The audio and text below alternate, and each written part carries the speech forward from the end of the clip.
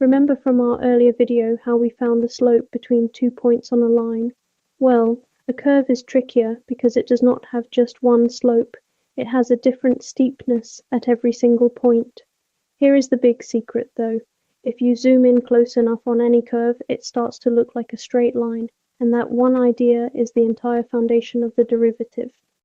Let's set up 2 points on our curve just like before, the point x, f of x, and a second point a tiny bit further along, x plus h, f of x plus h. Here, h is just a small number representing that tiny step along the x-axis. On screen you can see this in 2 dimensions, a curve with a straight secant line cutting through those 2 points, and also in 3 dimensions, the same curve and secant line tilted so you can see the surface it sits on, with all labels still flat and readable.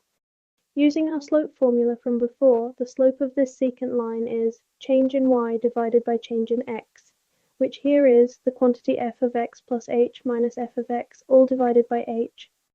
Now watch what happens as we shrink h, pushing that second point closer and closer to the first point.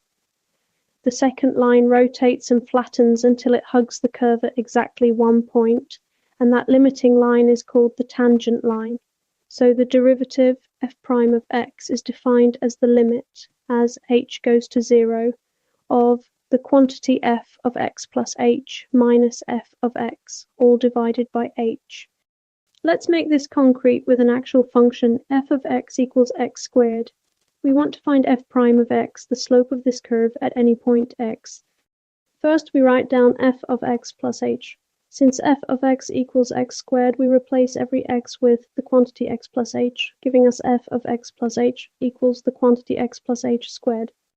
Expanding that bracket carefully, the quantity x plus h squared equals x squared plus 2 times x times h plus h squared. Keep this expansion on screen because every term matters in the next step.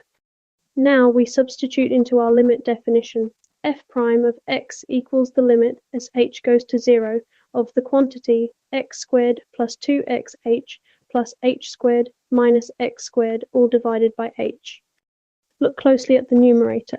We have x squared and then minus x squared.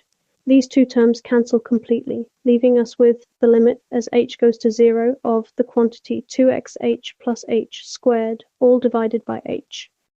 Every remaining term in the numerator has a factor of h, so we can divide straight through. 2xh divided by h leaves 2x, and h squared divided by h leaves h.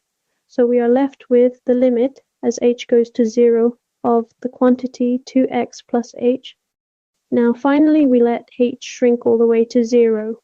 There is no division by h left to worry about, no 0 on the bottom, so we can just plug h equals 0 straight in.